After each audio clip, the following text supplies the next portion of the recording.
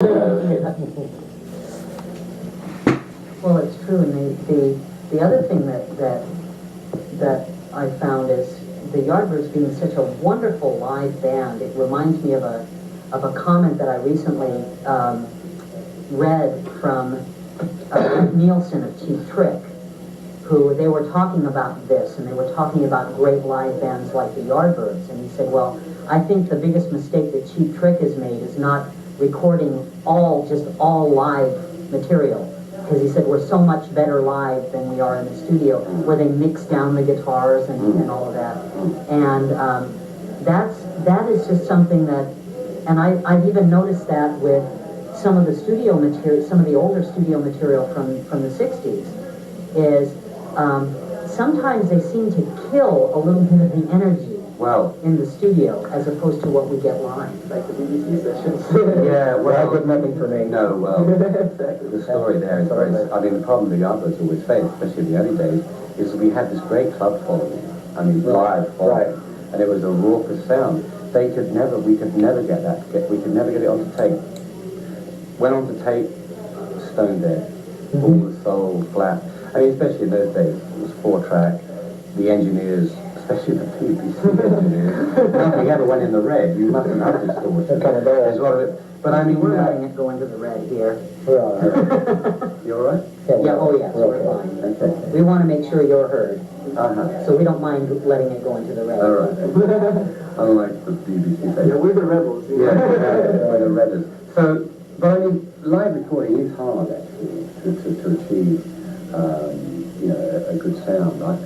It's hard to, if you're there live, sometimes if you heard the same record, you were there live on the day, and then you heard a live recording of that concert, you'd think, oh, hang on, I don't remember it like that. It's very difficult. But the Yardbirds always suffered until we came actually to your country. Right. And we recorded at Sun Studios, and we recorded at Chess. Right. Because those guys, they had the rock and roll amps, they had the open mics, they weren't scared to go in the red. And they were the first to go 16 track. Yeah. So that was a great breakthrough for us here in this country recording. Yeah. Well, you could spoil yourself in that studio. I was there once, and this engineer came up to me and says, oh man, he says, Hendrix was here last week. And he said, it took him, he said, 16 hours for just this one single. And I said, well, did he get it right? He said, yeah. He said, but you couldn't do that years ago. No. Single, we did For Your Love in about 3.5 hours. I know. I mean, we did Roger the Engineer in a week, that wrote it and recorded it. We wrote it in the studio, called Jeff in to do the overdubs, and there you are. But I don't know, it's more fun when it's spontaneous, isn't it? Well, I think what happened, yes, I mean, but at the time, of course, that's the way you did it. You didn't think that you had the luxury of it. I mean, it was 4-track. Exactly. So you had really very little chance to overdub and fidget. Exactly. And I mean, that's what, you weren't aware of anything else. I mean, as soon as they went to 16-track, and then they went to 32-track, and they went to 64-track, right. Then you got into that overworked situation. Exactly. And, if a car only has a brake pedal, you use it, It's My like, generation went from CD to CD, and we stayed there, and we're seeing all these different kind of recording elements that we used before. So, now that you have all the technology today, and you guys are putting back with you, consider doing a live album or the latest hits? well, we have recorded the band live on occasion. We have stuff sort of in the bank, as they say, I like the webcast. Bye-bye. No, we have. Bye-bye. Bye-bye. Okay. Bye-bye. Sleep well. Elton? Yes, nice meeting you in person. Yeah. I'll email you when the show's on the air. Okay. You too. Great. Have a great day tomorrow. All right. Yeah. Happy birthday. How are we doing? We're doing just fine. So do you think there'll be a possibility of a live album coming up? I mean, Yes, I mean we have been recording the band live on occasion, and we are very much on the threshold of committing ourselves to a record company. well, that's good. It's about time. Yes, that's been a difficult route, and then maybe at a later date in conjunction we might release some live material as well. So I've been looking for something new to put along with the older stuff I'm going to run on you guys. And that's why I was asking if there was something new out there. Well, the webcast from Italy, they put it on from last year. You guys sounded, I mean, it was unbelievable. And I was hearing it from my little computer with the little speakers. And it was, I think the harmonica really helped out. The sound when it comes through the full speakers, like Yeah, it fans it out. yeah, it totally makes it. The energy is there. It comes alive when that sound. So, it's something definitely to do with that. Can't really let you have anything until we've recorded it properly. No, I don't blame you. Boy, you got me tonight. You had that crowd in your hands. It was a nice crowd. We sat through 2 groups before you, anyway. And